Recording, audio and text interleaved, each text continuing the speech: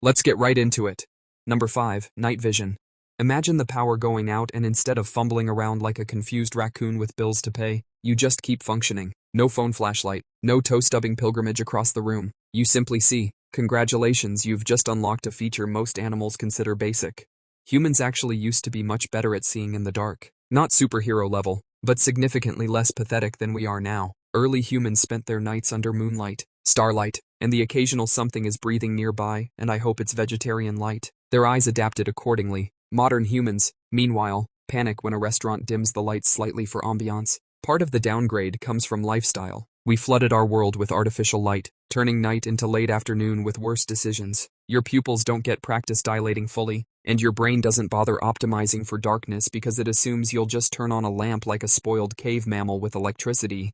But there's also a biological angle. Humans once relied more on rod cells, the photoreceptors that specialize in low-light vision. Now we lean heavily on cone cells, which are great for color and detail but useless when the lights go out. Basically, evolution traded your ability to navigate darkness for the ability to distinguish between 47 shades of beige at IKEA. The cruel irony? Better night vision would be insanely useful today. Blackouts, camping, sneaking to the fridge at 2 a.m. without becoming a human pinball, all solved. Instead, we've engineered a world where losing electricity instantly turns us into Victorian ghosts wandering a haunted house. Your ancestors could track prey under starlight. You can't find the bathroom without lighting up half the house like you're signaling aircraft. Basically, we replaced survival vision with mood lighting. Number 4. Super smell. Dogs can smell fear. Sharks can smell blood. You can smell something burning only after it becomes a structural problem. Humans used to have a far sharper sense of smell, back when identifying food, predators, and that berry will absolutely end you was kind of important. Your nose wasn't just decorative ventilation, it was a chemical detection system running 24/7.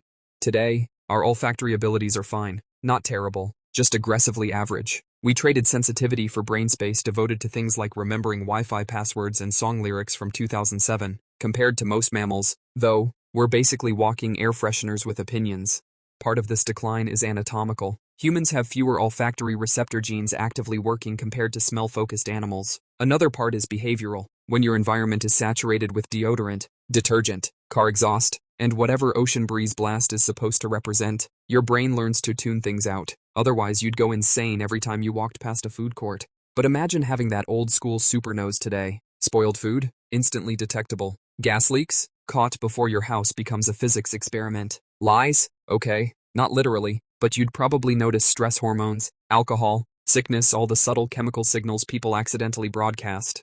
Instead, modern humans sniff milk, hesitate, then perform the universal ritual of pouring it anyway and hoping for the best.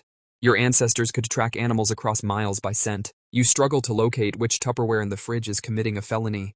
Evolution said, you don't need that anymore, and handed you scented candles as compensation. Number 3. Insane memory. There was a time when humans didn't just remember things, they relied on memory like it was internal cloud storage with no subscription fee. Entire histories, navigation routes, survival techniques, myths, laws, and social rules were passed down orally with shocking accuracy. Today, you forget why you opened your phone while holding your phone. Ancient people trained memory constantly because they had no backup system. No notebooks, no screenshots, no I'll just Google it later. If you forgot where water was during dry season, congratulations, you didn't get mildly inconvenienced, you got deleted from existence. Their brains adapted. Techniques like storytelling, rhythm, repetition, and vivid imagery turned information into mental Velcro. Some oral traditions preserved thousands of lines of narrative across generations without written language. Meanwhile, you reread the same text message 3 times because your brain auto-skipped it like an ad. Modern technology offloaded memory into devices. Your phone remembers birthdays, directions, facts, contacts, passwords, and the name of that actor who plays that guy. Your brain noticed and quietly downgraded its storage plan. Why waste energy remembering when a rectangle in your pocket will do it for you? The downside is obvious the moment your battery dies. Suddenly you don't know phone numbers, routes, appointments, or possibly your own personality.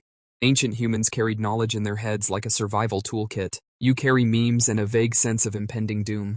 Basically, we outsourced our memory to machines and now panic when the machines need charging. Number 2. Pain tolerance. Stub your toe on a table and suddenly your entire personality becomes screaming. You hop, you curse, you reconsider every life choice that led you to owning furniture. Meanwhile, your ancestors were out there getting gored, bitten, burned, frozen, and still thinking. Okay, but we still need dinner.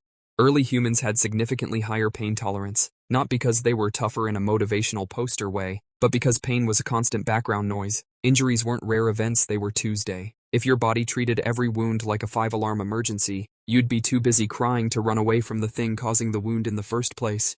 So the nervous system adapted. Pain signals were still there, but the brain filtered them differently. Adrenaline, endorphins, and sheer survival pressure turned agonizing injury into inconvenient but actionable situation. You didn't stop because it hurt. You stopped when you physically couldn't continue or were, dead.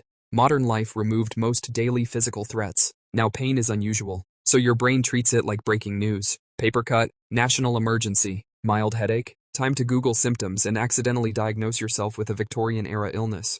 Ironically, we still have the chemical tools for high pain tolerance athletes. Soldiers and people in extreme emergencies sometimes tap into it, but without regular exposure, your system defaults to maximum sensitivity. It's like having a sports car you only drive to the mailbox.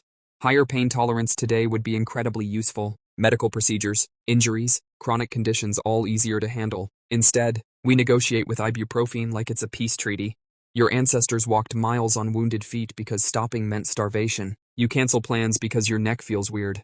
Basically, evolution optimized you for survival, and comfort optimized you for complaining. Number 1, survival instincts. Picture dropping a modern human into the wilderness with no tools, no phone, and no Wi-Fi. Within hours, they're either building shelter or trying to get signal on a rock like it's going to apologize and become a cell tower. Early humans possessed razor-sharp survival instincts, not just knowledge instincts, subtle awareness of weather shifts, animal behavior, edible plants, safe water, terrain navigation, and danger cues. Their brains constantly scanned the environment like a paranoid security system that was actually justified.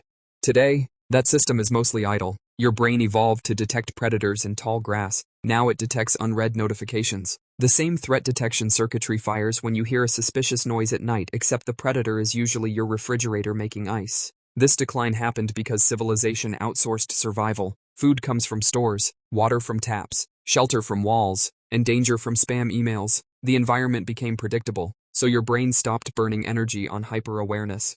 But those instincts haven't vanished completely, they just hibernate. In real emergencies, people sometimes experience sudden clarity, heightened perception, and decisive action. It's like your inner caveman wakes up, looks around, and says, "Wow, you've made some questionable lifestyle choices." Imagine having that system fully active today. You'd notice unsafe situations instantly, read people's intentions better, navigate unfamiliar places without GPS, and react faster under pressure. Instead, most of us walk into obvious hazards while looking at a screen that literally warns us about low battery. Your ancestors could sense danger before seeing it. You can't sense a curb while texting. We traded survival awareness for convenience, which is great until convenience breaks. Basically, the ultimate human superpower wasn't strength or speed. It was not dying in situations where modern humans absolutely would. That's all for today. I'll be making similar videos in the future. Subscribe to see them.